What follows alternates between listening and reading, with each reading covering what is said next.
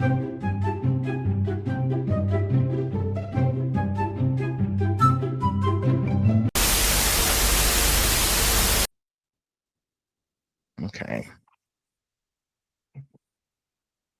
All right. Hey, we are now I'm recording. So everyone, my name is Philip. I go by Phil Coop Productions, and I'm back with another episode of the conversation. So today I have a very special guest for me. Her name is Gianna Russo, a talented photographer, filmmaker, and FAA certified drone pilot, if I got that correct. Yes. So yeah, nice to have you here. Thank you so much for having me. I'm so excited. Thanks. So I just want to go ahead and get into let's go ahead and get it started. I have four sections. There's 5 questions each. So pretty much that's over 20 questions. Oh, okay. Sounds good. So hey, the more questions, the better this will be. Perfect. So all right, so let's go ahead and get this thing started. So section 1, background and SCAD journey. What drew you to photography, and how did that passion evolve into studying at SCAD? Yeah, so I started my journey in photography when I was about 16 years old. I wanted to be a YouTuber when I was younger, and I wasn't really familiar with camera gear or camera equipment, and so I kind of made a run on Black Friday, and I was like, I'm gonna get a camera, it's on sale. And so I ended up getting the camera, had no idea how to use it, was thinking I was going to use it for video, and just ended up taking pictures kind of randomly in my room and then of my friends. And once I kind of started to learn a little bit more, I was like, oh, this is really fun. And I had a really good response from a lot of my friends. So and that kind of evolved into more of my friends wanting their pictures taken and doing photo shoots. So I was like, okay, like I really enjoy this and I'm getting a lot of information off of line, but I wanted to kind of continue to learn. So I reached out to a local studio. I'm from Ohio. I'm from a small town in Ohio. So I reached out to a lady, Michelle Oscano, who had a business in our local mall. And I was like, do you want to, do you have opportunities for internships or whatnot? And, I went in, worked with her for a while, and then ended up working there throughout high school. And then obviously COVID hit. So that industry kind of fell apart a little bit. And, I had knew that I wanted to go to SCAD. We had a representative come into one of my high school classes. And, when COVID hit, I thought, oh, it's not going to happen, and ended up working in manufacturing for a while. And, kind of after COVID started to settle, I reapplied and got accepted and came here in 22. And since then, it's like completely exponentially changed the course of my career and changed the course of my work. I kind of focused on portraiture, and then I still had a passion for videography and cinematography. So as different work opportunities would arise, I did real estate for a while, just for work. And, that was where the drone certification come in. And it's just like it's completely morphed and changed over the last 4 years. I started in 2022 and I should graduate by next spring. So yeah, it's been a really wonderful opportunity. And obviously being from Ohio and then coming to Savannah, Savannah is just beautiful and we have so much opportunity and access here with SCAD. So I think it's been a really, really incredible journey so far. And I'm excited to see what's going to happen now that I should be graduating soon.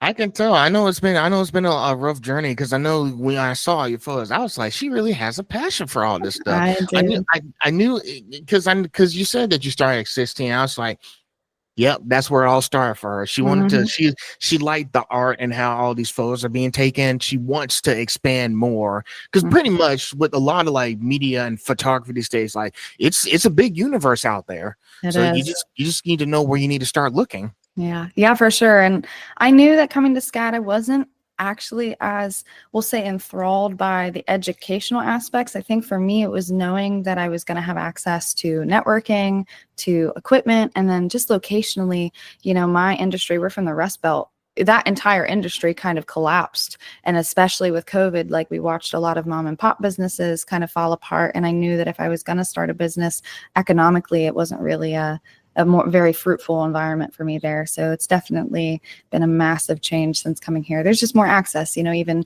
for people like me and you, just more access to the right people for this type of industry here. Definitely. And lately, I I tried to do the whole photography thing, but I just, after something happened in April this year, I just couldn't. I just had to put it back on the shelf. So Yeah. I picked this up. So it's been going great. I mean, sometimes we feel mentally challenged. Like there's challenges everywhere. Like I know some people just feel like this is what I want to do. Let's try to move on to the next thing, and so on and so on until you get like a certain niche in life. Yes, So understood. I just kind of figured, I'm used to all this, like having these kind of conversations, talking to people who have their own life experiences, what challenges they had to go through. Because I know there was some kind of, tough and traumatic events that took place, and just want to sit back and understand. Yeah, no, completely. Yeah, no, I get it. I think most of us can probably attest to the challenges of, we'll say, just childhood and growing up, and life is not easy. I think for me, my passion has developed out, I think, initially as like an escape for a lot of things, and I think a lot of artists could probably say the same. And I think for me, it became something more than that at some point for me, where I realized how fulfilled I was in so many other ways, even just in community.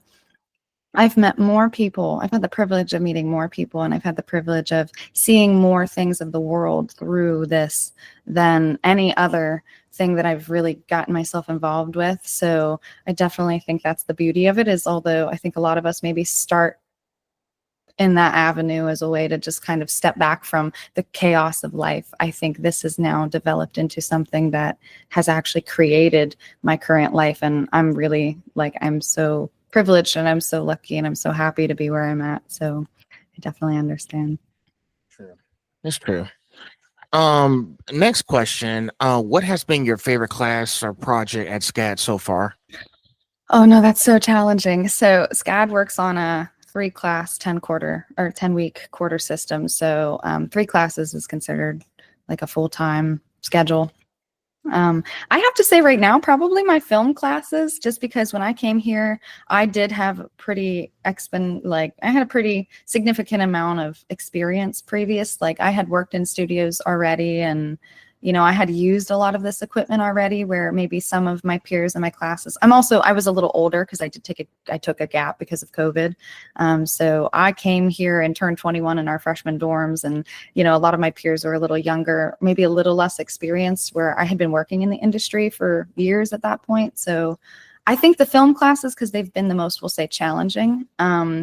And I felt like I was stepping into a world I really was unfamiliar into. So my current film classes, I definitely have to say, are my favorite. So I'm going for a Bachelor of Fine Arts in Commercial Photography, but they entered in a cinematography minor halfway through my degree. And so I was like, oh no, that's 100% what I'm going to go do. So yeah, that's been my favorite thing so far. Okay. So most likely into not like big movies or anything, just something like simple, like short films. Well, I mean, it could be a pipe dream. I might as well, you know what I mean? Why not? Okay. Shoot for the stars. And if I miss, I land on the moon, right? So, just the opportunity to say that I have the experience with these big film cameras. I mean, that's what we're using. We're using Red Komodos and, the other larger cameras and whatnot. I don't know. It's not something I would be disappointed if I didn't do, but I have really found that I enjoy the storytelling aspect of film, where I didn't feel like that when I did photo. It was very commercialized. In my head, it was my job. It was a way to make money. Like it was a way to still connect with people, but I wasn't really trying to tell a story. I was taking pictures of commercial products for large brands, or I'm taking, personalized family photos. It was almost more documentary in a way. I didn't feel that I had as much freedom with it, or maybe as much interest in trying to tell a story through that. So I don't know. I'm kind of just here for the ride, and what comes of it comes of it. And I'm just going to keep doing what I enjoy and try to keep it sustainable for me as long as possible. And who knows, right? I'm young still. I'm only 24. So whatever happens, I'm not mad. I'm happy enough where I'm at now, right? So if this is as far as I ever got, I'd be enthralled. So It's okay, don't forget. And I listen, I said this before my previous episode with the previous person. I kept telling her it's okay to enjoy those small moments in oh life. yeah. You Oh know, yeah. the big moments is just, it's just all noise. Like, I told her, because I also told her, like, hey, like this Friday this Friday I am planning to come downtown to Savannah just to Yeah. go out for ice cream. Yeah. Yeah. So I was going to try Leopold's next. Oh So gosh, well you better get there early because that line is going to be out the door. yes, it is. Yeah. So yeah, don't forget. Just you don't have to rush. I think where you are, you in scan filmmaking, like it's okay. Listen, you are in no rush. Yeah. Okay. Yeah. You just take your time just trying to figure things out. I'm still trying to figure things out. I went back to school and now I'm about to be doing my cybersecurity program. Like I Yeah. already got one certificate in PC repair and network technician. Wow, that's incredible. That's So awesome. it's Yeah. not there's more on the way. And I already did my 4 years of college, graduated with a bachelor's in digital media production and journalism. So Yeah, I yeah, have to agree. I think more people should enjoy the journey and not the destination because I feel like we get so caught up in the where we're going that we kind of forget that we're actually actively living. Like sometimes I do have to slow down and remind myself, and that might be a little bit to do with the speed of life today, especially with online and just trying to keep up in industry in general, especially considering we're in a tech-based industry. I think it can be very challenging to feel like you're getting behind. And for me, like even just marketing online, like that's a massive part of me actually saying, hey, like I'm doing all this work and like I do feel like I have talents in X, Y, and Z. But then if I'm not keeping up with the speed of keeping myself relevant or whatever, it's like that can become really taxing. And I think it can take away from the actual enjoyment of what I'm doing. So it's definitely something I've had a hard time balancing while I'm in school. It's something that, they push us to constantly create and constantly share. And it's like, although I understand why they are saying that, I don't actually think it is as beneficial to, like you said, the journey. It's like we're so concerned and caught up with so where are you going to be when, what job are you going to have when you graduate? It's like, but I'm already like in it and I'm already enjoying it. So yeah, I have to agree. And I'm trying to slow down a little bit. I will say, as I'm getting a little older and I'm getting to my senior year, whether I want to slow down or not, I don't have much of a choice. yeah, I fully understand. Same thing too. I mean, me back when I was a kid, just turned 25 this month. Yeah. So Well, happy birthday. I'm starting to, huh? Happy birthday. Thank you. Yeah, I think we're just all at a certain point. I mean, us as young adults. I mean, I'm still, even though I'm still young, I'm still getting older and wiser and being more aware and just concerned about what's coming up in the future. So that's the question we always have to ask ourselves: how can we be ready for what comes next? Oh, I don't even know if I had an answer for that. When you figure it out, let me know. I got you. How has the SCAD environment and creative community shaped your growth as an artist? Oh, that's a really great question. These are phenomenal questions, by the way. I really have to say. Thanks. Yeah.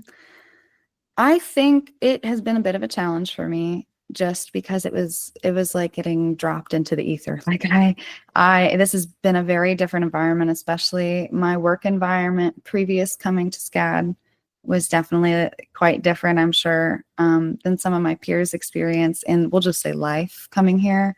So it was a bit challenging at first to get adjusted to it. I think age maybe played a big role in that, just life experiences. But I think it shaped me in a way that it allowed me to open my eyes to just different things in life that I wouldn't have maybe had the opportunity or experience. I think culturally, it's been a blessing to have access to so many people of different ethnicities and religions and languages and cultures. And that to me was like, I haven't had the opportunity to leave the country or really see, I think, a lot of the beauty of our own country. And, it was like getting dropped into a pool full of that where it kind of came to me in that way. So I think it more shaped me, which obviously is going to shape the work that I'm creating, but me as a person has grown so much through this opportunity. When you're from a small town and kind of this one track mindset of, or just experiences or, thoughts, I think coming here has allowed me to kind of shift and navigate and just better shape me as a well-rounded individual. And I think it's definitely been something that has shown in my work because, I think we as people should always be in a position of learning. You know, I keep telling everybody this point in my life has been me being the most student I ever have, not just in a college setting, but as an individual. I've been the most open to critique. I've been the most excited about learning about the world. And, you know, I think it's been the most humbling experience, but the most exciting experience. That's nice. And listen, I know with SCAD thing is I used to go to like a summer program back in 2018, but now that I went to college and finished everything else, I really can't go on our campus because I do want to understand more about you guys. But I think, going around downtown and asking questions is the best way to do it. Thing is, there's a lot of diverse people coming to these SCAD facilities like every year. So I do want to take the time to understand like their culture, how they did stuff because can I tell you something? Oh, please. Oh. I did an assignment in my humanities class. Yes, it was during when I was at Savannah Tech. It was a humanities class. They were talking about, something about how, women are being like treated badly, or I can't remember what it was per se, but I did give some examples of how women's stories did depict about how they got to where they are today. Now, one of my examples that I gave to the teacher was I've seen a lot of people, different cultures, who do like a lot of fashion shows. And sometimes the clothes that they design, because thing is, I heard about SCAD as fashion show like every year. They have like particular designs. And it's like, for example, if it's like an Asian woman, they will have like Chinese fabricated clothes or something that kind of tell a story. And I just never thought of that before. When I was doing pictures, I really wasn't taking the time to understand like what's the context of what I'm trying to show here. Yes. Like I need like the exact context. Now it's like now that I'm doing like this freelance journalism, I'm going around and asking people, hey, can you explain to me how this works? How does your culture happen so I can understand and get a feeling? Because I want to know, oh, they do this. That's really fantastic. Like ask certain questions like that so I can have respect out of the culture, and maybe who knows, maybe I might join in one of their events and understand how the whole thing works. Yeah, no, I think that's fabulous. Yeah. Excuse me. I will say that's definitely something too for me that I paid more attention to. I think initially I'm kind of in the same boat. Maybe I wasn't thinking about it. I'm doing couple sessions or family portraits, or it was just there wasn't as much of that kind of forethought, I think, involved. So I've definitely, and again, that's definitely been the humbling aspect is watching to the level in which they are really telling a story with their photos. And I think culturally, that's another big thing is, we have those students that, work together to culminate imagery that is extremely representative of their culture. And I think it's wonderful, honestly. And like we've seen I would say some of the best work come out, especially in our fashion departments and our fashion programs with a lot of those students. I mean, it's just incredible what they're capable of doing. And, I mean, the imagery itself is stunning, but then you really understand their cultural influences and it just takes it tenfold, Yeah. And there were a couple of I'm sorry about this. There were a couple of voice actors that I talked to. Some of them are Mexican heritage. There's some who are going to be at this convention called Anime Week in Atlanta. Thing is, I'm not just another fan of Crown. They're starting to see that I'm not just another person in the line. I actually want to have these conversations with them.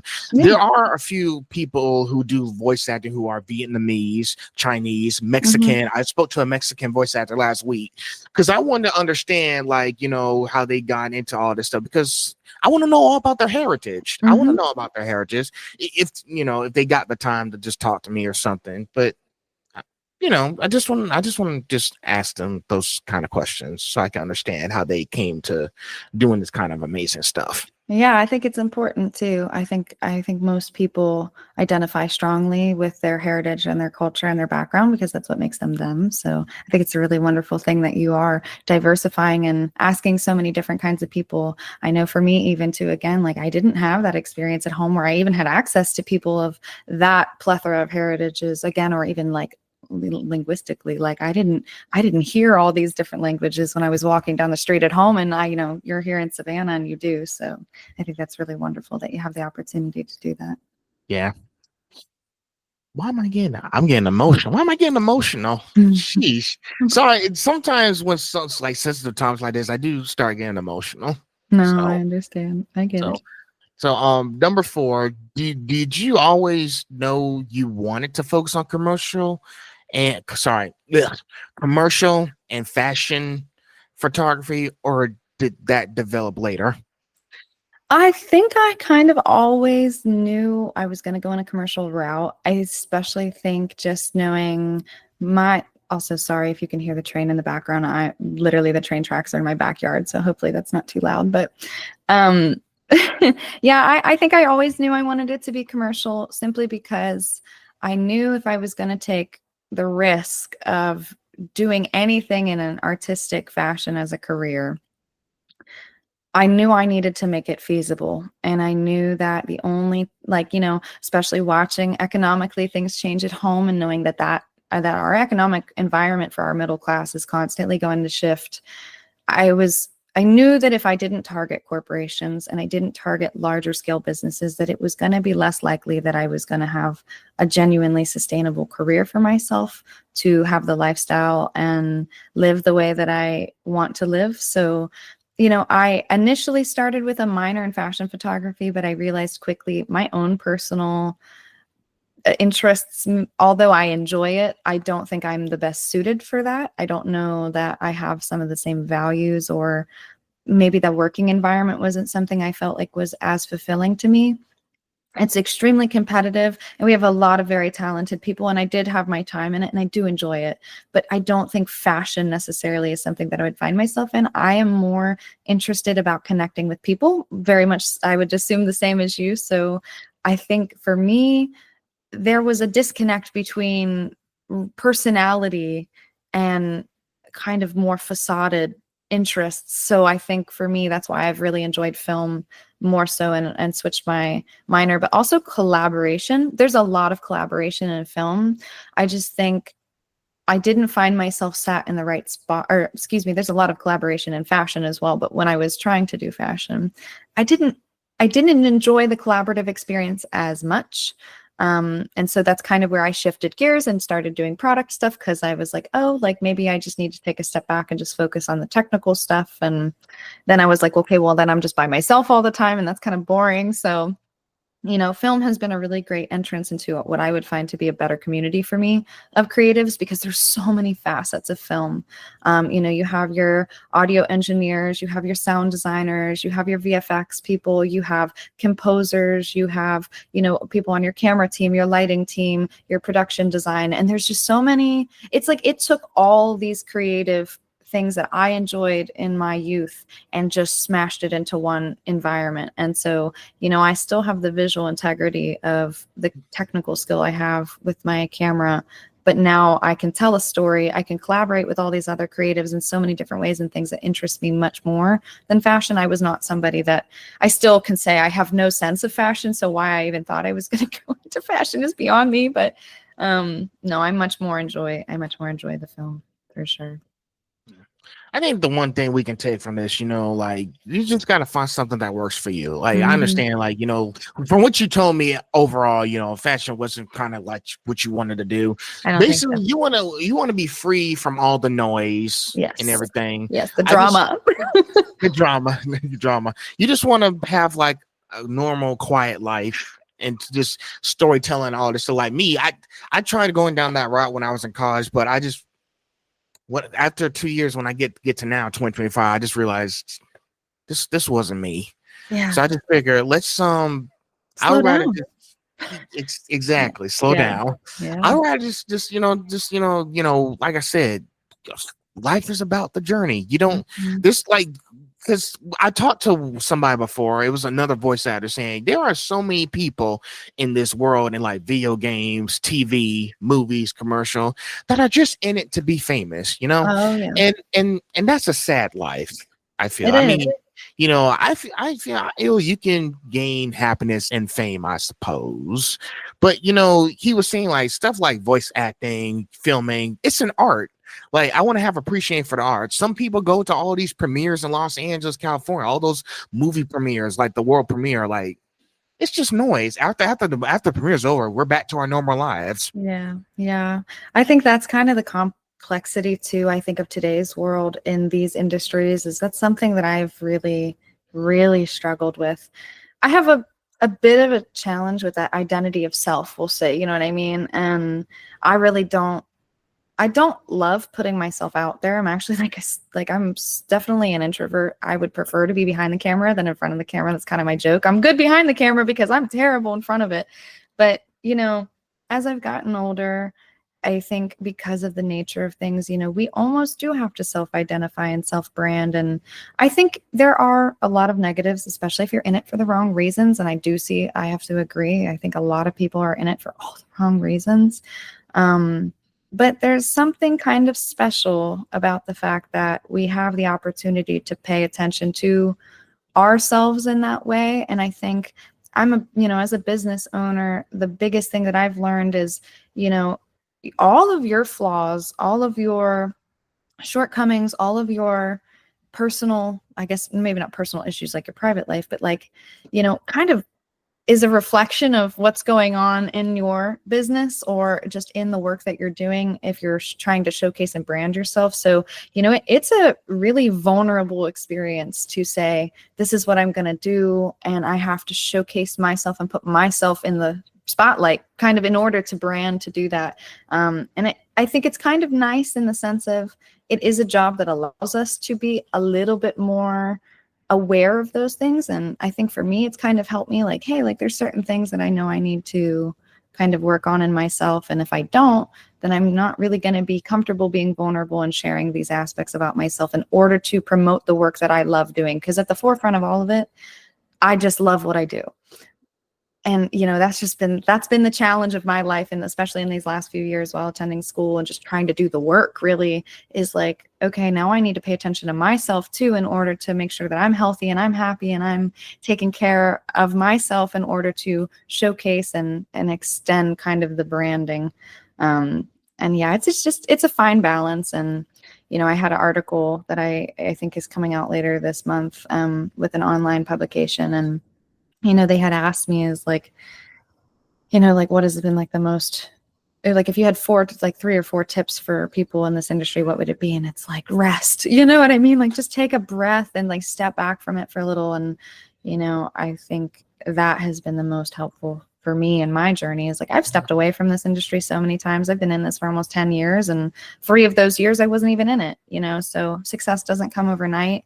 I think success is also a definition that is made up by you yourself, you know, and it's like, it's what you define as your own success. It doesn't have to be, oh, my name's on headlines and I have articles coming out and whatever. It's like, you know, are you happy in your life? And, you know, are you enjoying your journey? That's like you said, it's like, it's so not about the destination. It's, I think more people should probably pay attention to that because I think they're losing a lot of valuable time thinking too much about that.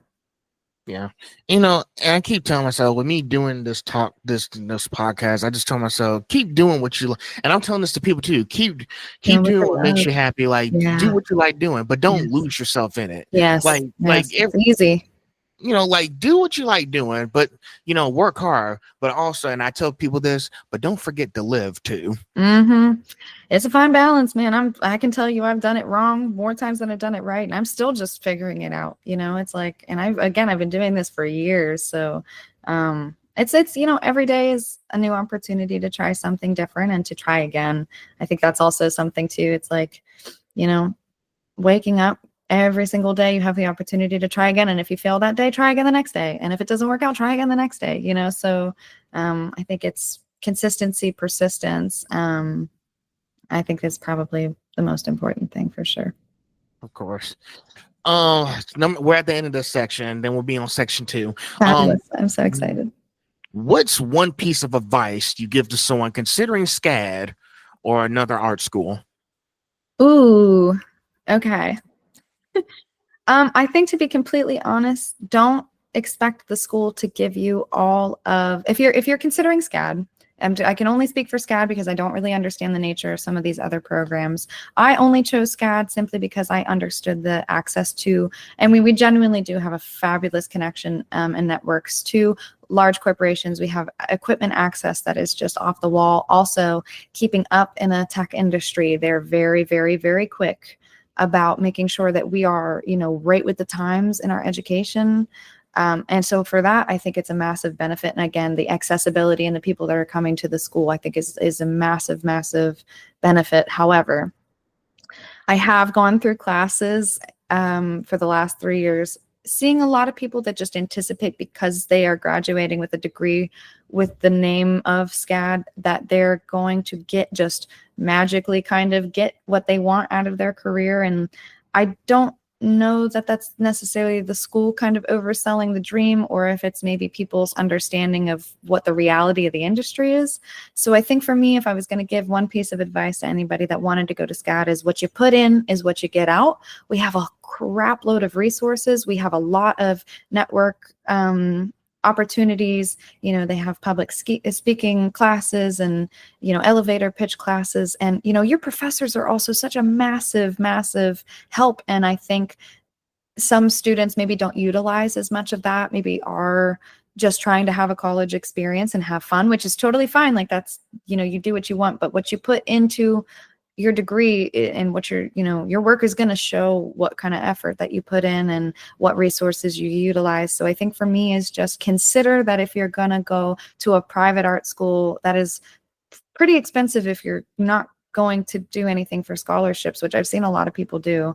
I applied for scholarships, and I've been awarded scholarships through the school that has covered much of my degree. So, I was walking into it with a little bit of a different kind of circumstance, but if you're going to take on that kind of financial burden on yourself, you better really be ready to hustle, because this is not a very secure financial industry. This is not something that you can go in and have maybe quite a bit of debt walking out of and just expect, oh, I'm going to have $100,000 job when I walk out. I was like, this is not how our industry works at all. So I would just say, consider deeply what it is that you want, what kind of financial risk you want to take. And secondly, I would say, don't be afraid to do community courses first, especially because we have gen ed programs and stuff that can be covered, and utilize your resources with your advisor. I've done a lot of different kind of manipulations and changes to my degree to better suit me and my needs.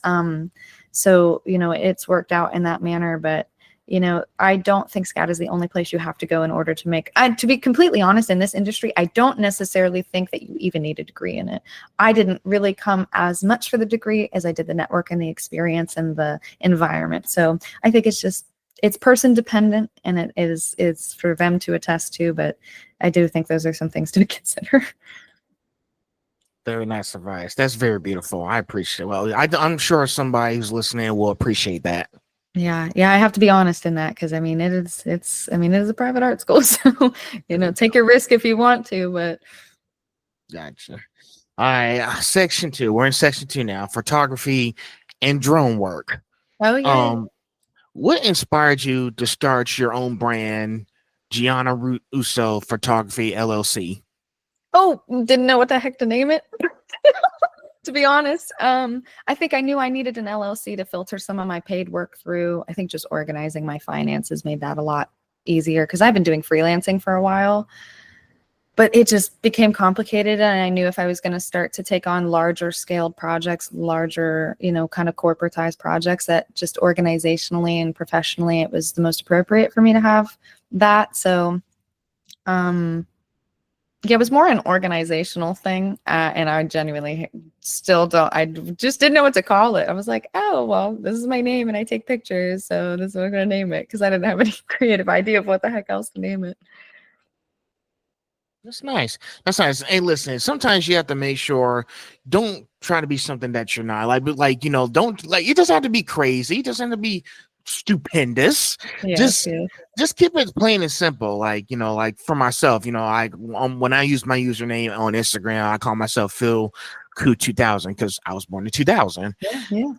But after a while with this whole podcast blowing up, I was like, I just had to brainstorm, just think about it for a few days. I thought about it for 3 days, and I was like, you know what? Maybe I really should rename myself and get serious. So that's how I came up with Phil Koo Productions.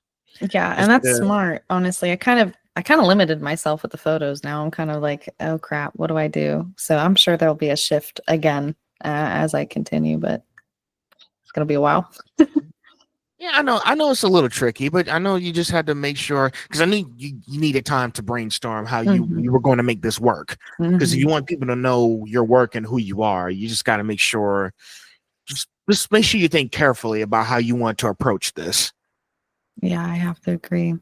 Oh gosh, now you got me thinking of Sorry. I'm just adding more, flow to the No, you're conversation. making great points though. Now I'm just like, oh boy. Yeah, because I'm especially with the film and the drone and stuff, I think it's a little limiting right now. But it's one step, like you said, one day at a time. I'm in no rush. I have a portfolio online and I can showcase my work there. That's fine. I'll figure it out one day. Exactly, exactly.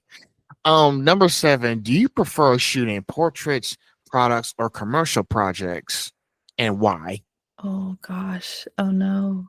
Oh no. That's the worst question because how do I attest to one or the other? I think product has been some of my most successful, and I think that has also been the critique of my peers and my professors, and it's definitely been some of my strongest work. However, with the integration of AI into our industry, I have noticed that that is probably not going to be as feasible for me. Another reason why I've kind of transitioned to film, just because, you know, I mean, even that is going to end up becoming a little bit challenging just because, I mean, we've already seen what Carrie Fisher, they kind of like CGI'd her into the movie after she had passed. And I'm like, oh my God, we're not even going to need actors anymore. Like they're just going to start making, digital copies of everything. So, um, Insane. yeah, I know AI has been a really scary kind of premise for us, I think, right now. And I know that our school and my professors are trying to keep up. I mean, I had a whole class on AI and image generation and how to speak to AI and get it to do what you need it to do. And I mean, I'm not, it's so challenging because morally I don't attest or agree with it. And yet I'm in an industry that requires me to keep up with it.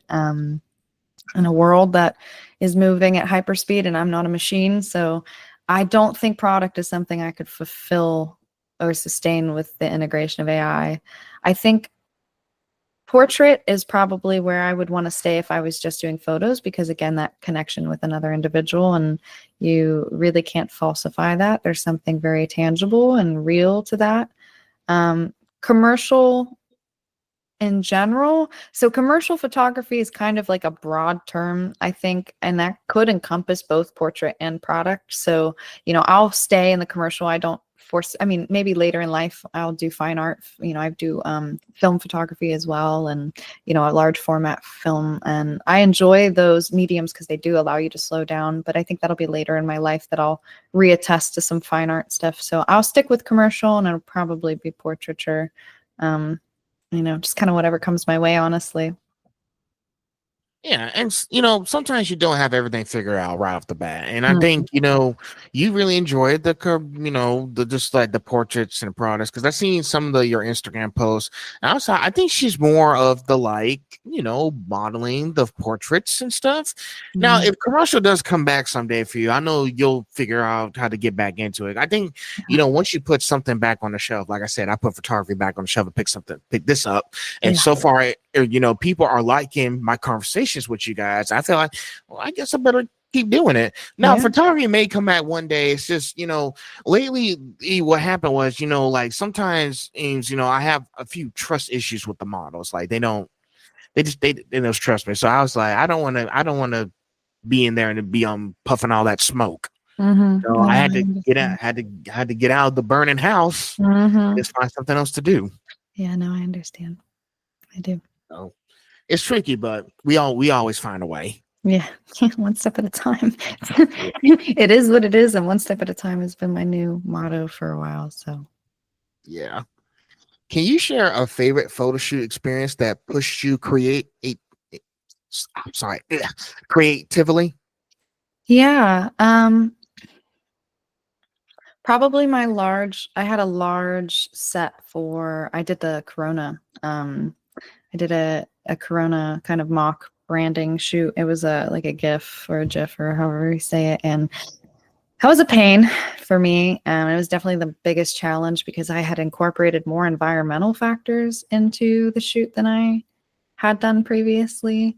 We had little fluffy clouds hanging in the background and sand and shells. And then, my hand, the model that was, modeling their hand for it had to like very meticulously move in order to get all that. So that was probably my most challenging, just, trying to situate all of our lighting in that environment, and then like all the props and whatnot. But I really enjoyed it. I actually really enjoy large sets. I just haven't had as much opportunity to continue photographing large sets, just circumstantially. So, yeah. That must have pushed you past your limits, because I know you had to pull up all the stops with that at Chronoprize. If you have a picture of it, I could take a look at it myself, see what it looks like. Yeah. It's it's on my Instagram. I don't know if they're, or my website or whatnot, but yeah, hold on, let me see. I don't know. Yeah, take your time. But while you're doing that, I figured, with a project like that, I know she had to like spend hours, because I know most artists would rather spend like late hours trying to make sure it's perfect.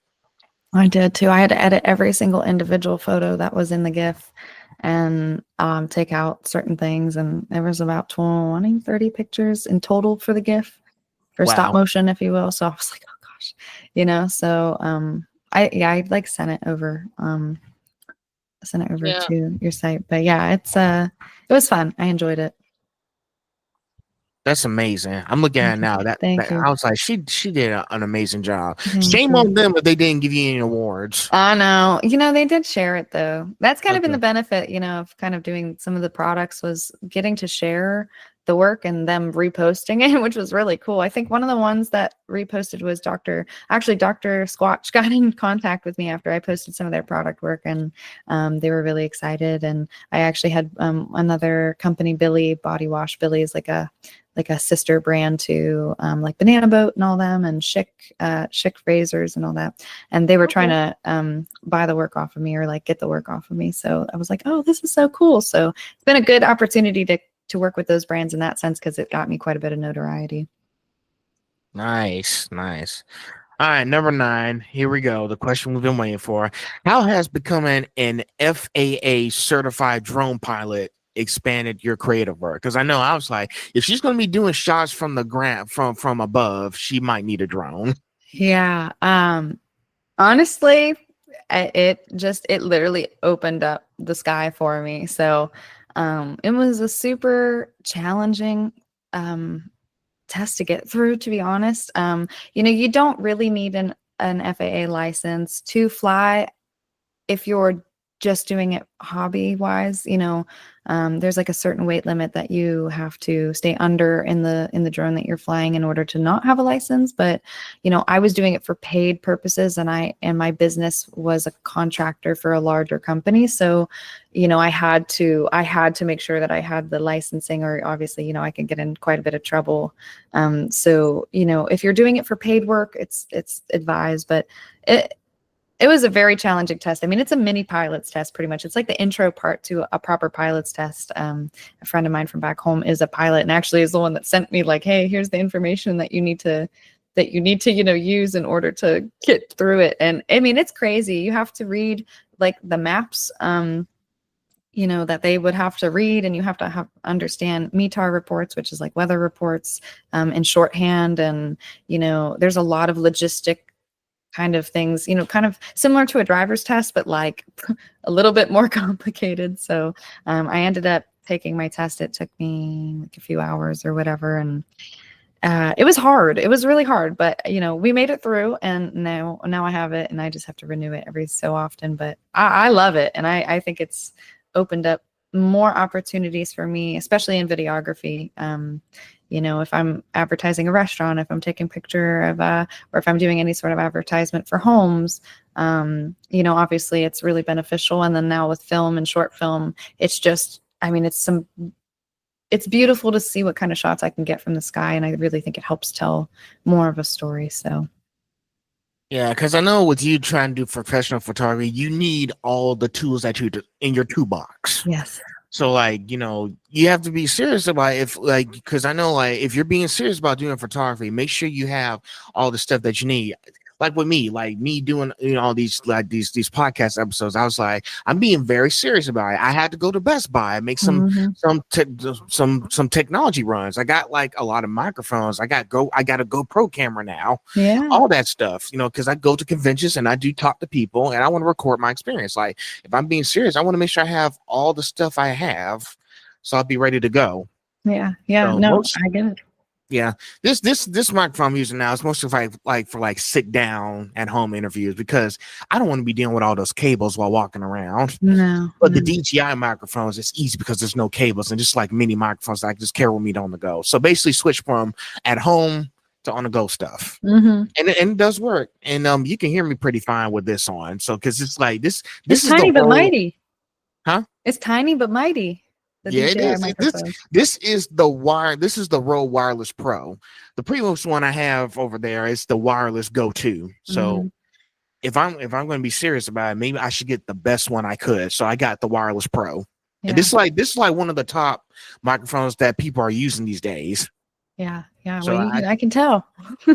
So I just had to get it because I want to make sure people can hear me very better, and not just like sounding like scratchy or I'm echoing, because you can tell I'm not echoing. But yeah, mostly with you just want to make sure you had everything in that you had. Basically, you want to make sure you had a lot of stuff that can help your photography grow and expand and nurture and make it feel like it's something amazing, like a hidden world we've never seen before. Sorry if I'm geeking out here. No, please. I mean, geek out, because I'm a tech nerd. Like anybody that knows me knows I am such a tech nerd when it comes to this. I'm so technical about what I do, and I am an equipment kind of like, I'm fascinated by all the new things, and yeah. So no, I totally understand, and it's been super fun. So yeah. I get it. So I might go back to using my headphones, but it still sounds like I'm on the call. So I had to take them off. And plus, sometimes they be having headphones on for too long. They kind of hurt my ears. Yeah, no, I understand. I just wanted my head to be free, so I switched to using this. Yeah, I was a little scared with this because we've got 2 cats in the house here, and they scream sometimes, and I know I'm easily distracted. I'm like, no, let me pop these on for this one. There you go. Last one of this section, and then we'll be at the filmmaking deep dive, because I want to know more about your films. And I actually watched one of them that you posted the other day. Do you approach drone photography differently than traditional photography?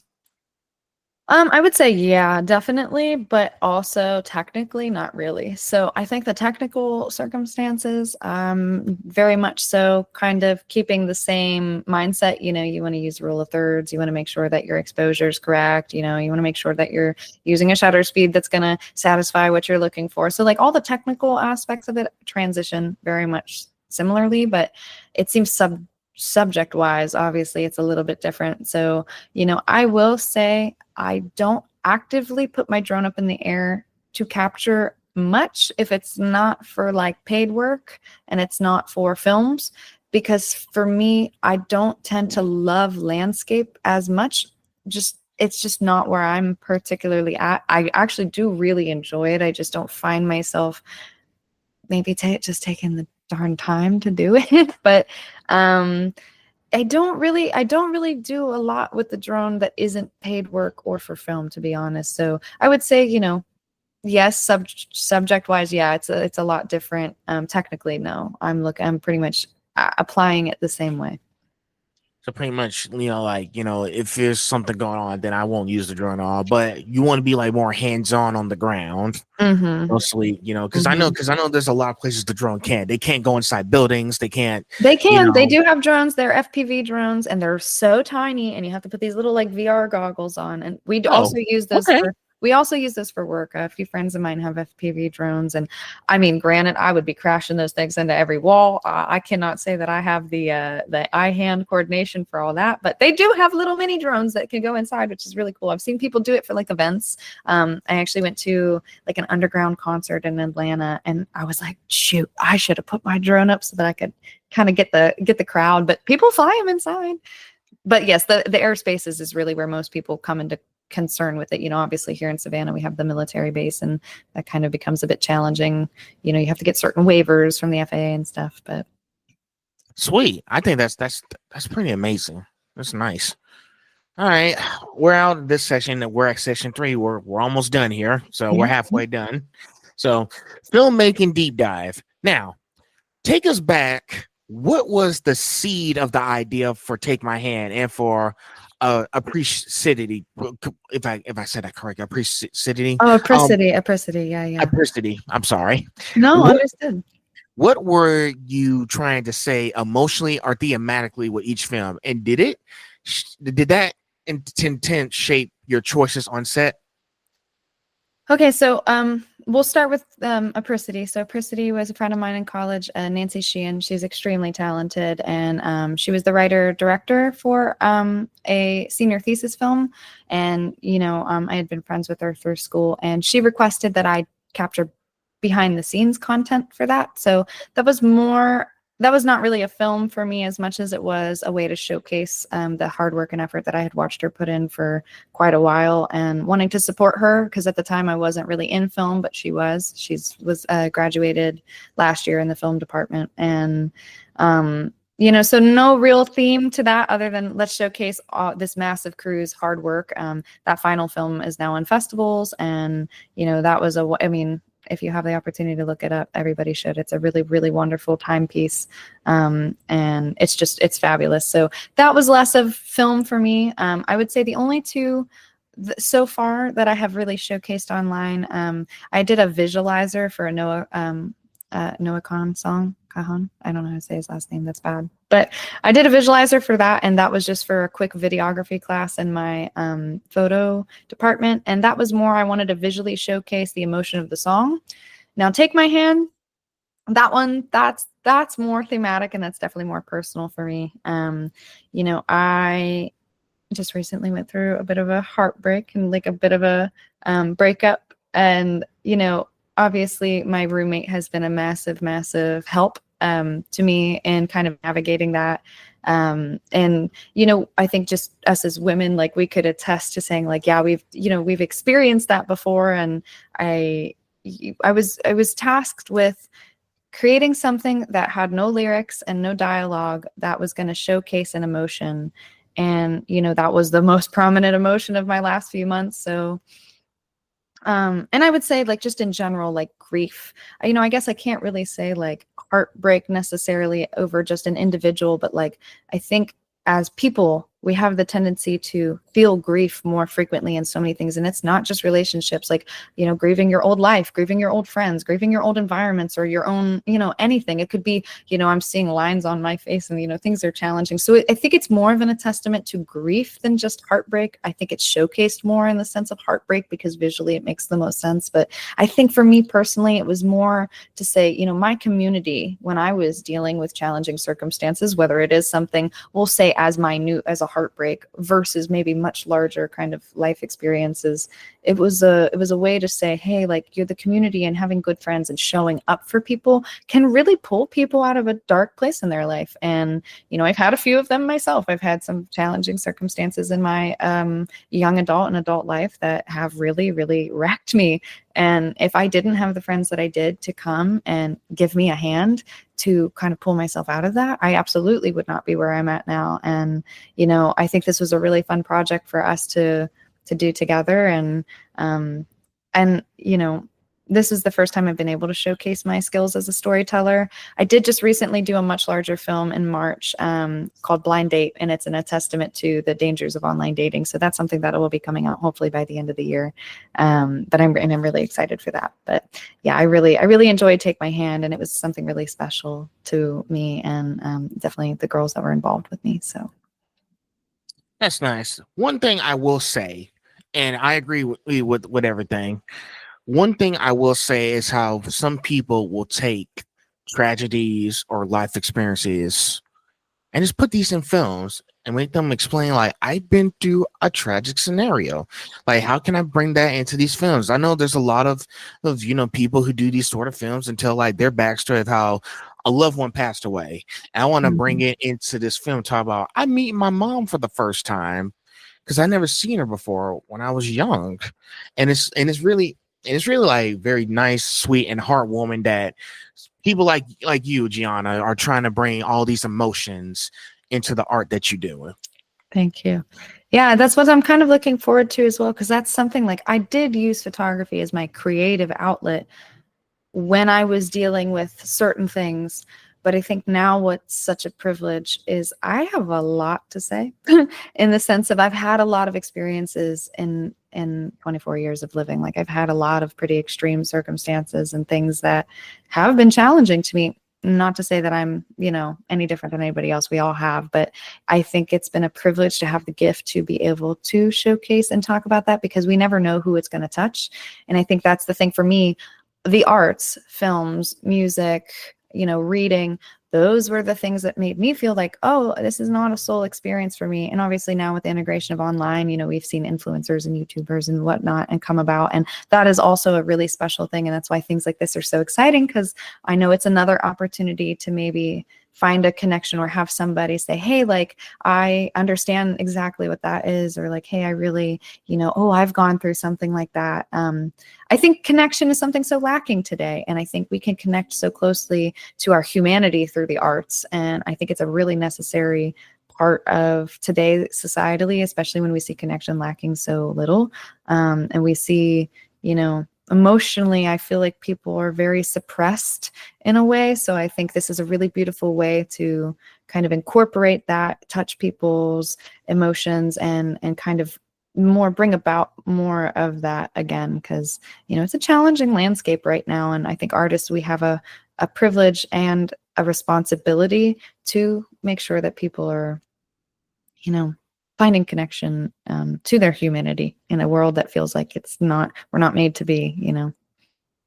Yeah, and I just and to be honest, I realized lately, since I graduated and now I was trying to find jobs, my folks are just concerned that I'm not like going out and just talking to people. So I just realized, maybe I need to work on talking to more individuals, because there's a bunch of group of people. I didn't expect to make so many connections over the last 4 months. Like so far, I have so many people like who are following me on Instagram because they like the conversations I've been having with you guys. I'm trying to like go beyond just stuff that what I'm into, understand what they went through in life. Like it's not all about me, it's about everybody. Like sometimes it's always about me talking to the individual, but that's not what I'm trying to make this about, because I want everybody to share their stories on my platform so people can watch and be like, I understand what I have to do, the successes, the failures, setbacks, pushing forward. How is this going to impact the person who's watching this right now? Yeah, which is such a privilege. So thank you again for letting me share mine. It's sometimes a little bit surreal to even have the opportunity in circumstances like this, because I've been on a podcast before and I have had articles, asking kind of the same thing, and it's like it's kind of otherworldly, you know what I mean? And it is a responsibility and a privilege all at the same time. So yeah, I really appreciate you extending the ability for me to do it. Yeah.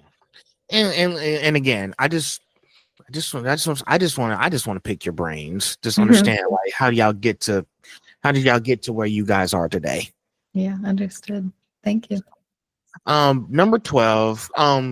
Can you walk me through pre-productions? How were the directors, producers, cast chosen? What was your role in that process, and how did working with the SCAD ecosystem, locations, backlog, student crew, affect logistics and creative collaboration? Absolutely. That's a really fabulous, multifaceted question. So I may have to have you repeat it one more time, but I'm going to do my best to just kind of get that. Understand. So again, I'm not a film major, so I don't want to speak too far off of this, because, I have a good understanding, but I'm certainly not, this is certainly not, my strong suit. I'm definitely actively learning. But last quarter, I took my very first film class, and I had the opportunity to be involved with a lot of alumni through mutual connections. And, I really got like dropped in the deep end of the production. And I've seen it, just because my friends were in film, but I myself have never been in it. So as far as the process goes, I was the writer, director, and editor of that film at that time. This is not one that I actively have showcased online. It's not released yet. It's still in post-production, actually. But Yeah, it was overwhelming to be honest, but we kind of took a little bit more off than we could chew, but we made it happen. We ended up having a 30-person crew, which is like unprecedented for a film 100. Honestly, I don't really know why, but my producer was very excited, I think, about the opportunity. So, my producer and I worked closely to kind of organize, we organized the team of people. So, me as the writer director, I'm kind of in charge of, keeping the story, if you will, because obviously I wrote it. And then when I direct it, I want to make sure that we're kind of showcasing it the way that it's close to the script. Producers are the ones that are kind of organizing everybody and getting everybody onboarded. And they're kind of more like in an admin, kind of position. And then obviously you have your production crew, your sound crew, your actors and cast. So I was closely involved with all of it. I can't say all of it was my responsibility, but I can say that I pretty much had my foot in the water in each and every single department, and I organized a lot of the facets and aspects of getting it done. And then repeat the last part of your question. Yeah, sure. Let's see. What did I stop at? What's your running process? How did working within the SCAD ecosystem, locations, backlot, student crew affect logistics and creative collaboration?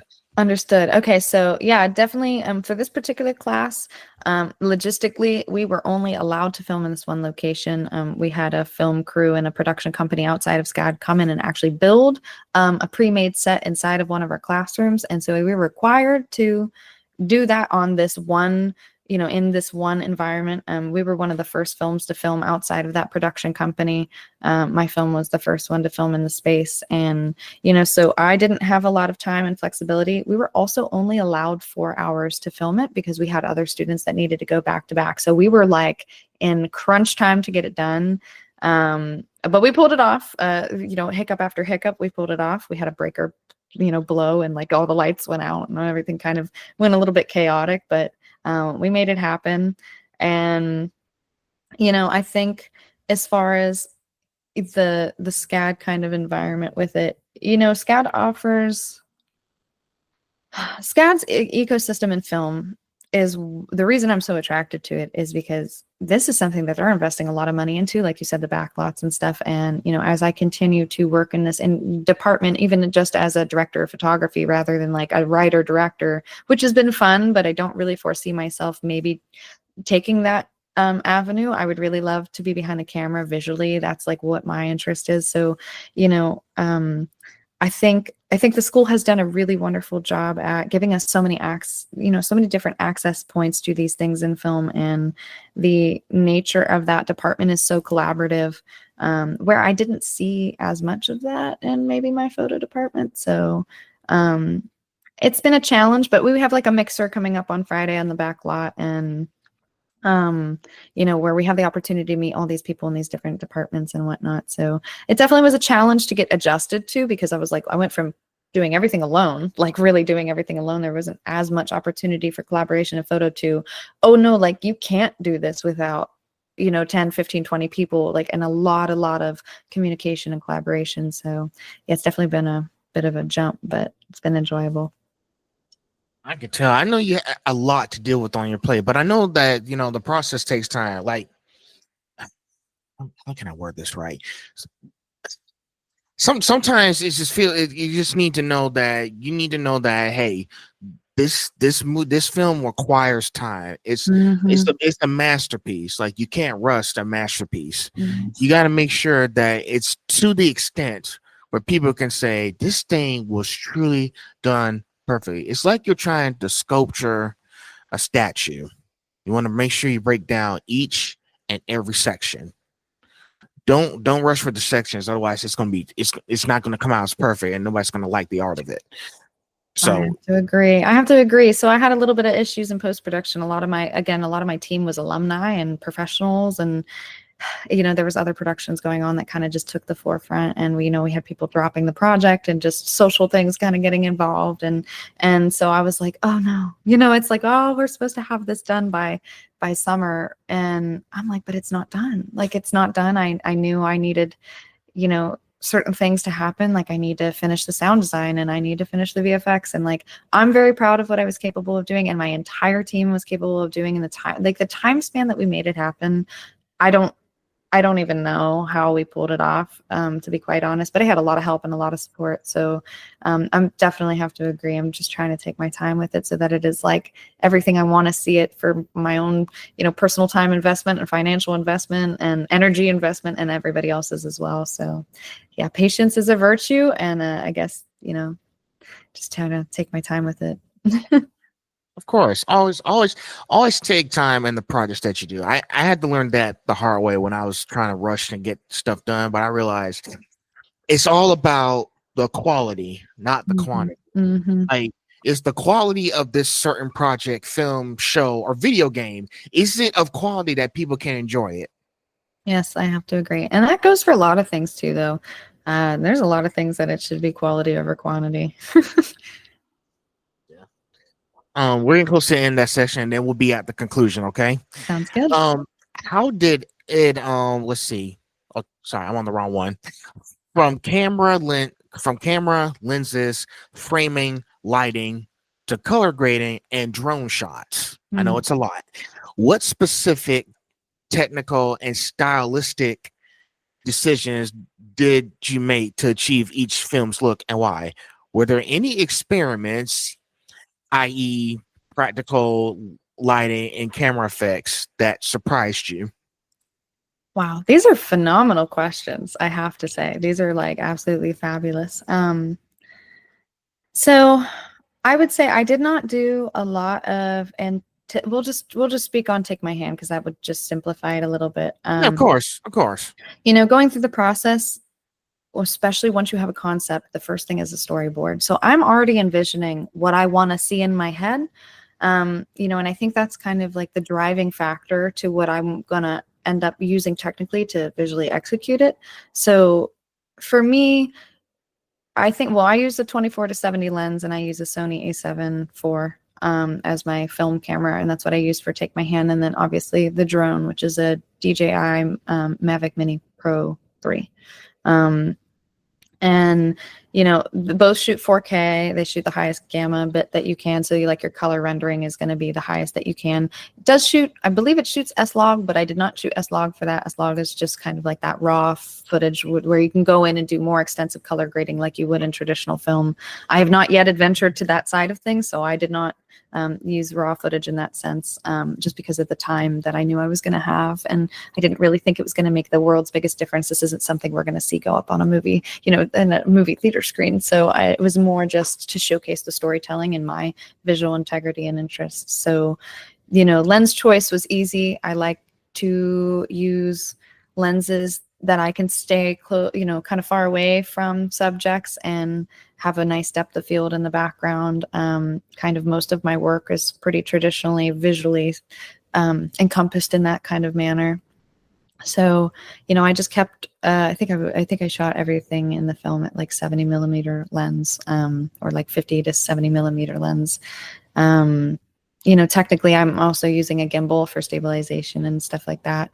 I think, just trying to organize my shots in a way that visually were going to be flattering, but also, you have to think logistically with the time. So my entire film was shot backwards. So, we'd shot over 2 days and we would shoot when the sun was, right at that beautiful golden hour. And, you have to hurry if you're going to get those shots in. So, we would shoot all the daylight scenes there and then we would transition to the rest of the night scenes, even though the film obviously starts at night. And, we kind of do these flashback moments. So, there was a lot of pre-planning and pre-production, like you said, and for the most part, I would say the most challenging thing technically for me was making sure that I was getting visually what I wanted and making it look the way I wanted it to, because that's like my primary, we'll say, strong suit, but also trying to make sure continuity was happening at the same time as making sure the actors are doing what they need to do and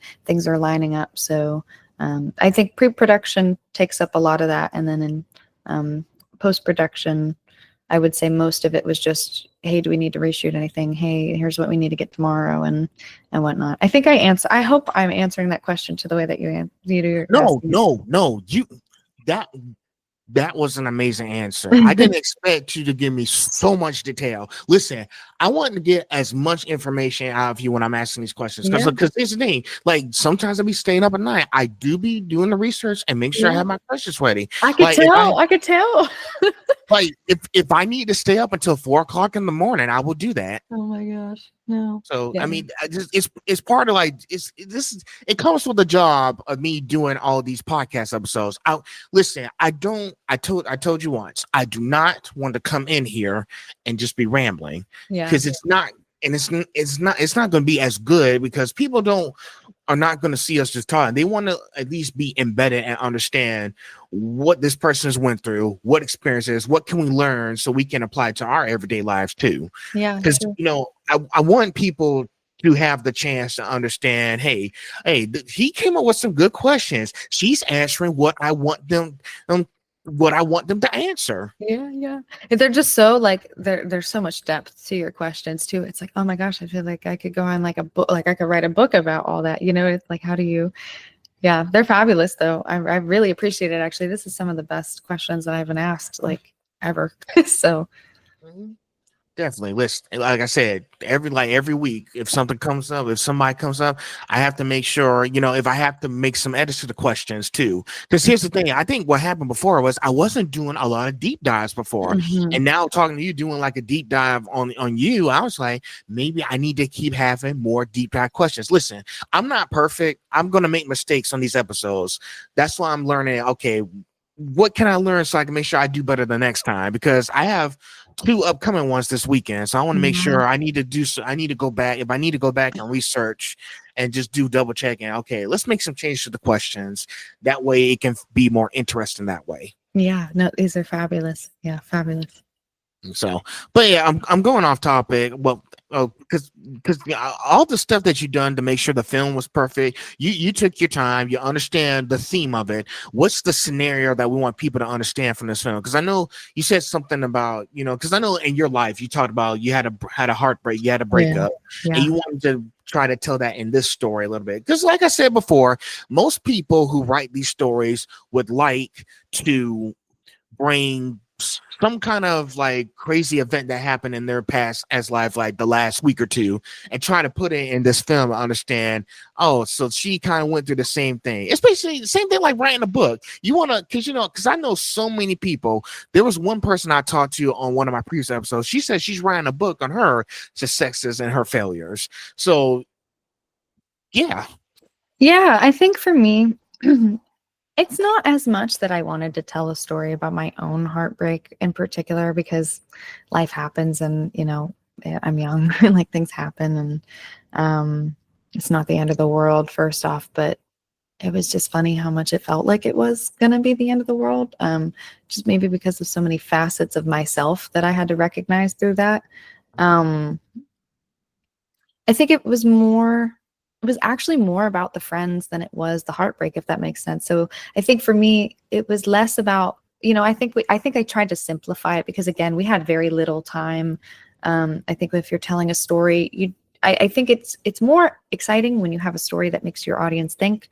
But for the nature of what I was really needing to do in the time frame in which I was doing it, and I just wanted to have the opportunity to try to challenge myself to tell a story. But I think for me, Take My Hand is so much more about community. And I think it's so much more about good friendships. And I think it's so much more about showing up for one another as people. Because I guess if we're really going to like take it to that level, even in relationships, people have a hard time showing up for one another. And this life is very challenging. And like, there's a lot of things today that make it very challenging to show up for not only other people, but ourselves. We are just in a very challenging environment, economically, politically, worldwide. Like there's just kind of chaos. And, obviously technology playing a huge role in our social spectrum. I think having good community and having those people that you hold close to you that genuinely care about you and are willing to take the time to say, I know you're going through something, whatever it is, if it's a heartbreak, if you've lost a family member, if, you just recently moved and you don't have, access to all these things that are now normal to you, which are all things that I've experienced. If I did not have the people that I did through those experiences, I don't know that I would have made it through half of it, if not all of it. So, I think it's important to, it could even be a testament to mental health, especially some of the shots of her in the water. It's like we've all had those low periods where we feel like we're just drowning in it. And just the people that are around you that help you kind of come out of it, I think is more of a testament to the film than just maybe this most simple kind of surface level message, which is obviously, you go through a heartbreak, you get over it. I think it's much more about the way that we have to utilize, our friends and family and our communities in order to help, keep us afloat through the hard things, because life is not easy for anybody in very different circumstances for very many different reasons, and people feel it to different depths. But I think making sure that you have the right people around you is the most important thing. So you gotta make sure you have those certain people, because sometimes, and listen, there are bad people in this world. There are. You just need to make sure you know who you can talk to, who you can trust, because sometimes people hide who they truly are until it's too late. So yeah. you just gotta keep that in mind. But I think it's nice that you are having all these kind of support systems. I have a support system. I mean, you guys are not just agreeing just to come on here and talk to me. Y'all agreeing because I want to understand you guys. Because usually I wouldn't I would just bring someone, we're just talking, but it's actually more in depth. There's more to me than just talking to you guys, because y'all do a lot of cool stuff, but I want to understand your certain life experiences. Yeah. And I'm doing the same thing with other people. I'm doing the same thing with tattoo artists, cosplayers, voice actors, maybe more professional business people at some point. But yeah, I just want to talk to y'all. That's all. Yeah. And I think you have really great insights on a lot of things. And obviously you're very, obviously having all these conversations with different people, you get to see kind of the same, maybe some of the same things kind of flow between all of us, not just as creatives, but just in your, even for yourself. It's like, I'm sure there are things that you can also attest to in those values through your own experiences. And I mean, we all can. So I think it's a really wonderful thing that you're doing. And I have to say, I'm a people person myself. And I think it's a really good way to learn about yourself, is to ask questions about other people, to be honest. So I think it's a really great thing. Thanks. Of course. Yeah. I know we talked a lot in that section, but it's good that we are. 14. How did editing, pacing, and sound design shape the final narrative? Did you compose or source music specifically for these projects? And can you describe a moment where sound or editing changed the emotional tone of a scene? Absolutely. Sound design. I've spent the last year working closely with a sound designer here at school, and getting to learn a lot. I mean, a few sound designers here, and mixers and whatnot. And sound plays such a implement. It's such a prevalent role into a film. And I genuinely yeah, we have silent films, and visually, that's my talent, but there's no way that I could express things the way that I do, and I feel like touch an audience if you didn't have sound design. So again, just referencing Take My Hand in particular, I did all the sound design for that. Thankful to the people who gave me the opportunity and taught me how to be able to do it. But I did not compose. I do have a composer working on my other short film, Blind Date, and we're kind of doing our passes back and forth on that. But yeah, I think sound design completely changes the narrative, and I think it's overlooked, honestly. Again, just spending so much time watching people actually go through and do that process, it is so incredibly overlooked, and it is so tedious. It's so detail oriented, and I have so much respect for people that go and take the time to do that. Me personally, I did really enjoy it. I don't know that I could see myself even attempting to take on a long film doing all sound design. Composing seems really fun. I've got good friends that do that, and yeah, I think it's just wonderful. Yeah, I think it plays probably one of the most pertinent roles outside of your visuals, to be honest. That sounds amazing. And, at least you're testing the waters with different kinds of areas, not just the whole photography. You are looking at doing like editing because it may take you very far into doing something else for somebody else. Like, I do a lot of video editing too, but overall, I've done like interviews, like trying to be like man and woman of many talents. So Yeah, yeah. I think it's good to have that. I mean, I felt hesitant about it at first, but I realized at some point I'm gonna have to do multiple things. Yeah. It's inevitable. Like now it's because I know now with me doing like media and journalism, I just realized it's a lot of media companies are kind of lenient these days. So now it's like I had to go back into school. It's I'm about to be done with cybersecurity, and I just got one of my certificates this back in May for being certified in PC repair and network technician. Oh, fabulous. So yeah, listen, there's something so, like I said, like I'm forklift certified. Like what the heck? You know what I mean? Like life is nuts. I think for me personally, I call myself the jack of all trades, master of none. I don't necessarily, I mean, they tell us we have to niche. That's so boring. I don't want to niche into something. I enjoy what I do because it's something that kind of is continuously evolving with me as a person. And so I've gained a whole bunch of skill sets in that. Maybe it's the ADHD. I'm really not sure, to be completely honest with you. But yeah, no, I get it. I mean, I make music. I, can play instruments and I like recording stuff. And so, implementing music and sound, that's applicable. My ear for that is now applicable to if I want to help somebody compose something for my film and where I want certain sound elements to kind of push that because I was in band when I was in high school and stuff. So that's just one facet of it. And like you said, editing, yeah, I might be the one behind the camera, but if I am, if I'm somebody that doesn't understand how to now put that together in a certain way, maybe my vision's not going to come to life or, but that's the nice thing too, is again, if you have people, it's nice knowing that I have the understanding of what they're doing in this industry too. Like if I never touch that and I understand what it is to do that, I can't really help to direct people or understand and respect what it is that they do. And that was something in sound that I watched, just having different people in my life at the time that were working on that.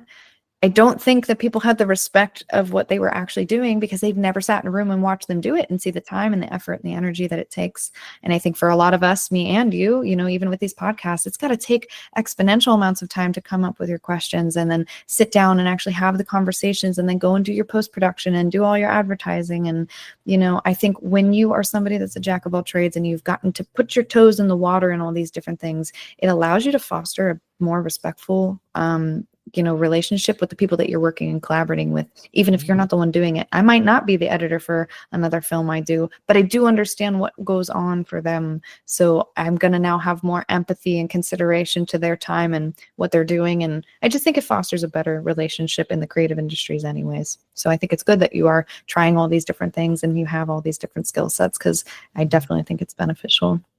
Yeah, it's very much near me, I didn't like it at first, but I understand this is something that I have to have. Mm-hmm. I know because never know down the line someone might need help with PC repairs. My grandparents call me to come fix their TV, and I fix it. It's back to normal.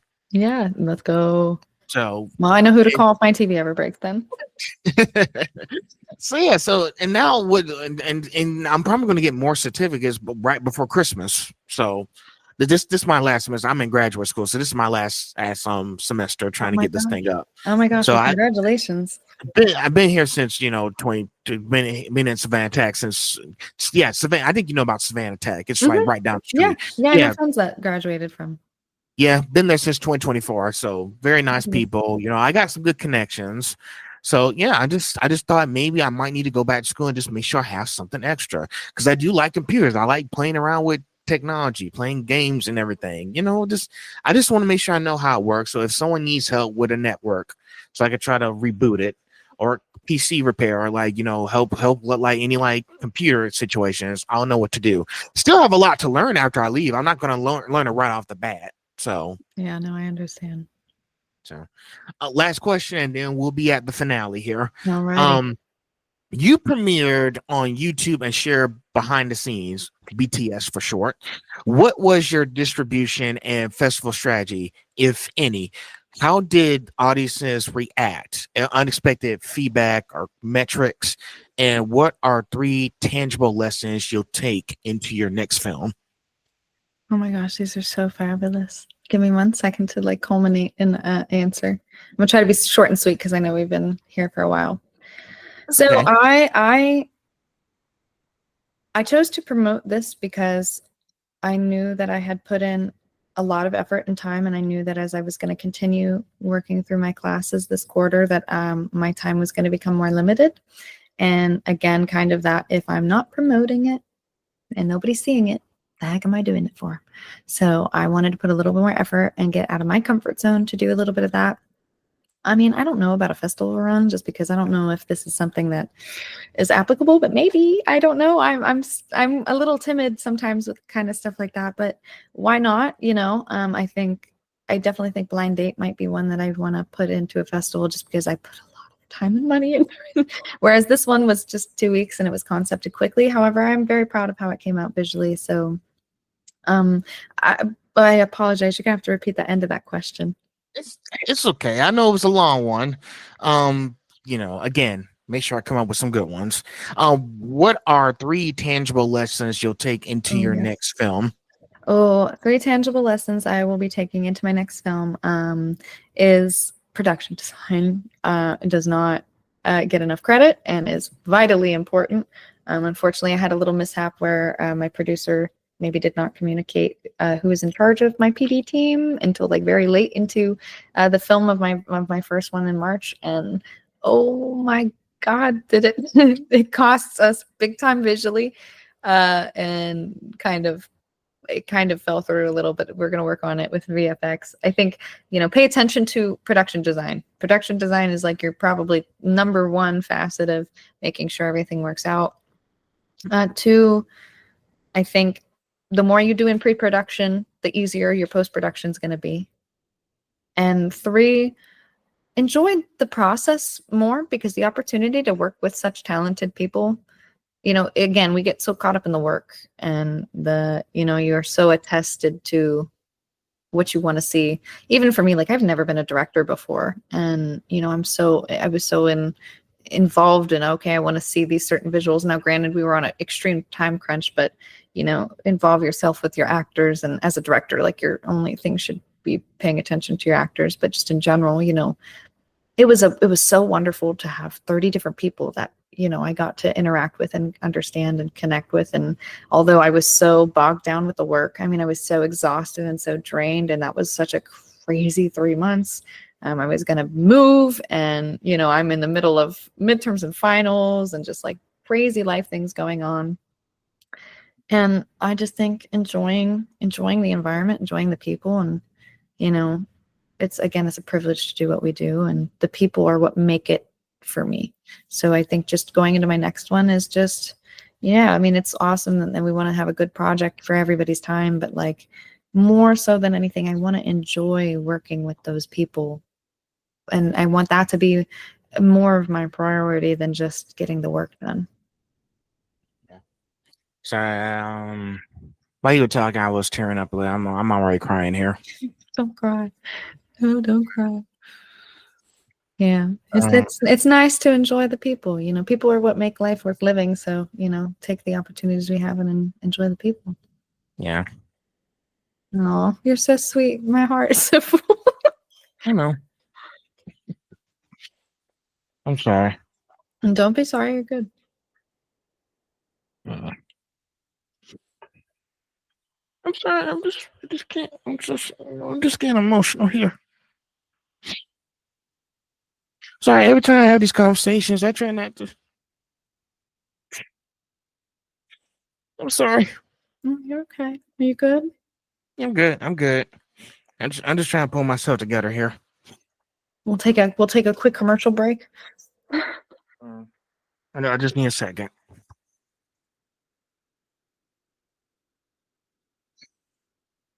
Yeah.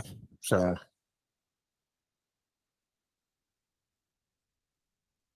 yeah, every time I have these conversations, I do get emotional because just real life's, kind of stuff. Yeah, I get it. I understand. Sorry. No need to apologize. Hmm? You're fine. I didn't want you to see me like this. No, you're good. Don't worry, we'll do a little commercial break in the middle of the edit. So but yeah, I'm good now.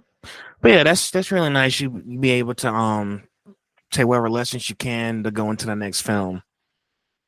That way you'll know exactly this is one people want to understand from from your perspective.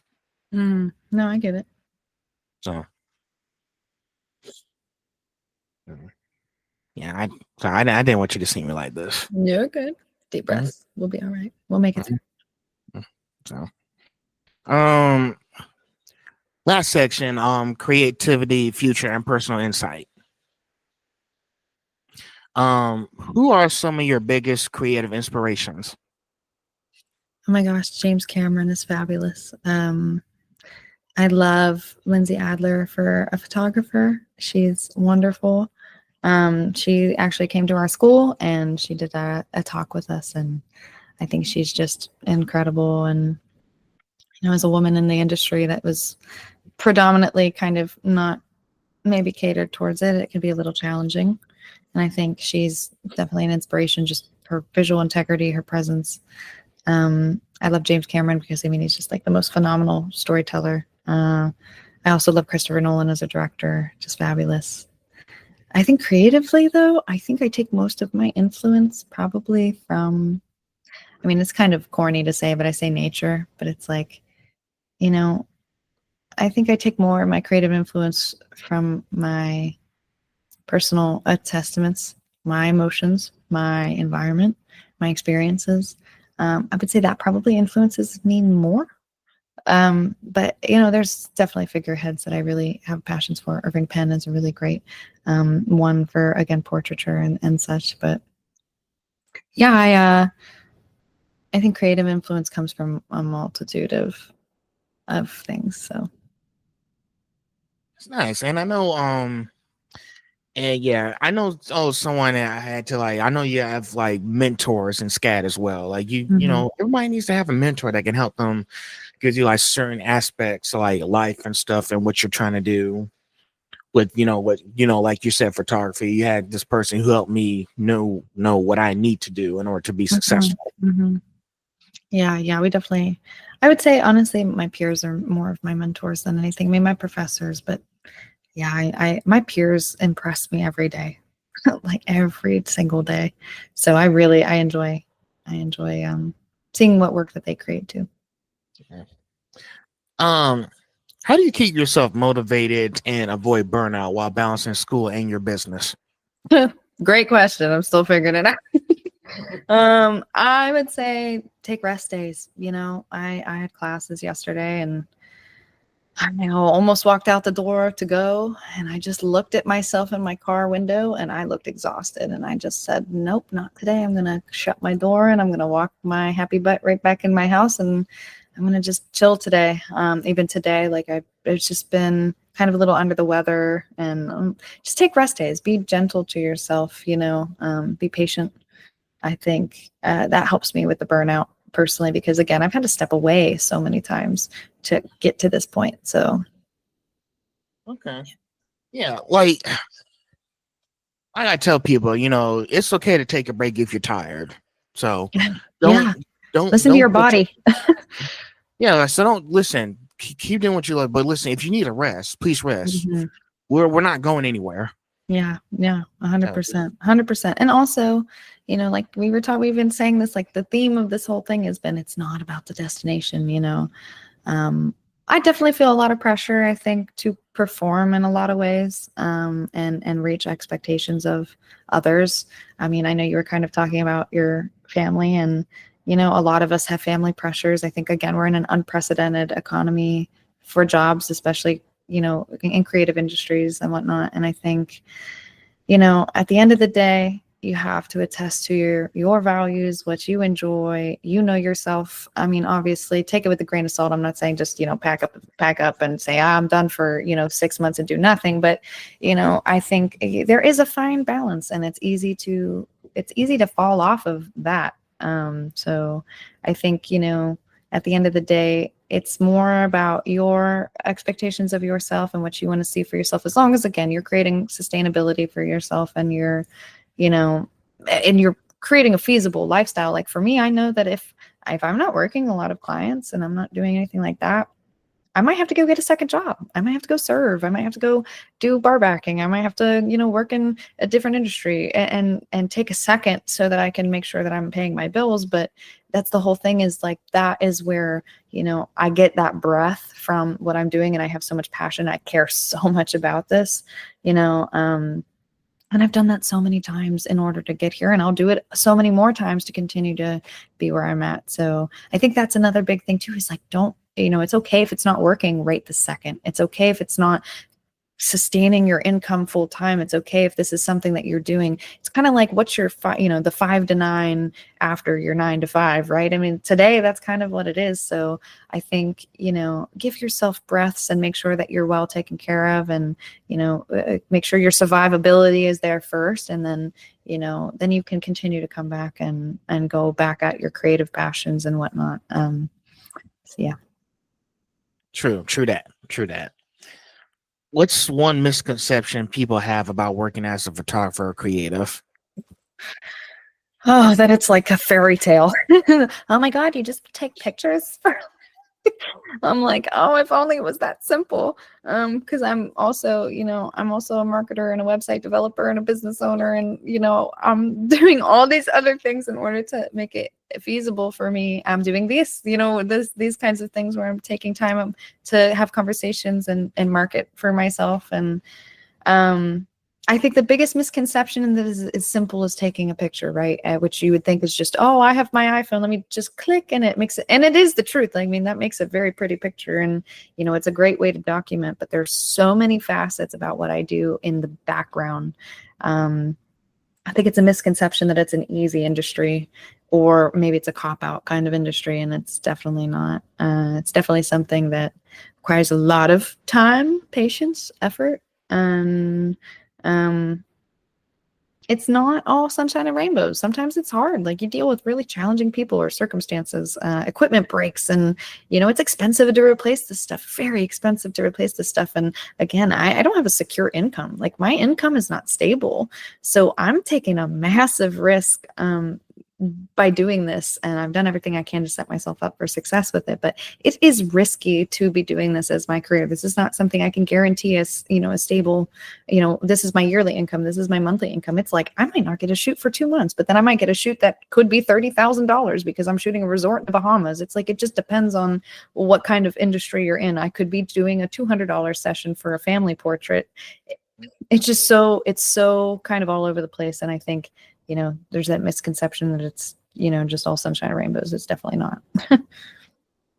Definitely. We're going to have like those good days and bad days, definitely count the bad days, but it's going through life is not just remembering the good stuff. It's all about remembering the bad stuff too. Yeah. And I don't want it to be all sunshine and rainbows. It's like, you don't appreciate the good days if you don't have bad days. So I've had a lot more bad days in this industry than good, but I'm going to tell you, the good ones override every single one that was not so good. So. All right. Last question, and then we'll be done. Where do you see yourself in your career in the next 5 years? Oh my God. This is the dreaded question, right? If I could,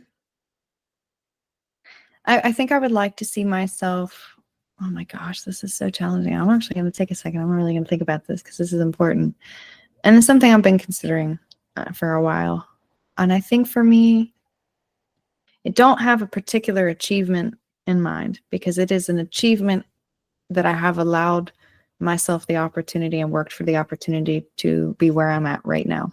That's my achievement. I've achieved that. And I think, similar to what we were explaining about, it's not so much about the destination, it's about the journey. I think for me, it's good to have goals. But I don't want to set something unachievable for myself. I could say, I would love to be this cinematographer for a Netflix show in 5 years, and that would be totally true. Do I foresee me doing that in 5 years? Probably not. I think just continuing to do what I love, continuing to have the opportunity to meet the people I have. I would love to see more of the world if I have, you know, the opportunity to travel. I think that would be fabulous. And if I have the opportunity to continue to tell my story, connect with others, and, you know, I'm more excited about what I'm going to have over the next 5 years rather than where I'm going to be at, if that makes sense. It does. And listen, I do believe that you will go to these other countries because, you know, like I said, there's whole other places because I know you don't want to be in the US forever. So, you know, I want to try to go out to different countries like myself. I'm trying to go to Choyo, Japan next year. Yeah. Oh my gosh, how cool. Yes. And then, you know, I want to check out Paris, Singapore. Yes. You know? Yes. So, I want to see the world. I do want to see the world, not from my phone screen. I want to see it with my own eyes. You know, I want to go to Europe really bad. I mean, I've learned a lot about it in art history here. And oh my gosh, it's just how fabulous. You know, back then I kind of felt really bad that I didn't do any study abroad programs, but I'm guessing now I guess I can just go ahead and just plan out my schedule and just save up money and just go by myself and don't have to wait. Yeah, no, don't wait. Just, you know, when you get the opportunity, this, and that's my thing too. Like, you only live once, and you know, I mean, again, making responsible financial decisions. I mean, I would rather spend my money on an experience than things personally. So if I have the money, I'm going. Gotcha. Well, I think that wraps up our time here. Sorry about my little emotional, you know, performance from earlier. No need to apologize. I mean, I get it. I do. You know, I just couldn't hold back, but you know, the tears. I just had to let it out because this is more than just a podcast. This is like more like connections with other people and like life lessons kind of stuff too. I'm not just speaking to like all kind of artists. We have our own emotional moments too. Just human to human. I just didn't think it would be I would be the first one to do it since this is my own show. You know, I understand. I do. I understand. Well, I'm glad you know. I'm glad you know you're able to work through. So really nice. And sometimes I just forget it's okay to cry too. It is. It is. I will say, honestly, I was somebody for a very long time. I'm very private about my emotions. My best friend of 14 years didn't see me cry for a very long time. And I had some, you know, pretty intense things that probably would have validated it. And I was just so uncomfortable by sharing my vulnerability with people. And it's still something I'm working on, is sharing my vulnerability. So I actually have to say it's pretty courageous of you to be so open and vulnerable and sharing that, because we all have things going on. We all have very large feelings, and I think, again, the ability to be vulnerable and showcase those, and I think it helps people a lot, so I have to commend you for it, for sure. Thanks. You're welcome. Of all the podcasts I've done, you're like the very nicest person I've done. You know? Thank you. You're so sweet. Thank you so much. I love people too. I love genuine human connection, and it's always a privilege to be able to do that with people. So Well, you heard it from here. Make sure you go check out her work. It's Gianna Russo's photography. She has done amazing work. Very amazing person. So make sure you go check it out. And again, I want to say thank you for coming on here. Oh, of course, all the pleasure is mine. Thank you for letting me yap about, you know, my niche interest and getting all nerdy about it. So I appreciate you taking the time to listen to me today and giving me a platform to be able to talk more about it. And I'm wishing you all the best luck in your graduate program, and I'm super excited to see how this is growing for you too. It's always wonderful to see people pursue their passions, and it's always super exciting for me to kind of even get to say I was a part of that. So yeah, thank you so much. And I'm really looking forward to it. Sure thing. You enjoy the rest of your day, okay? Thank you. You too.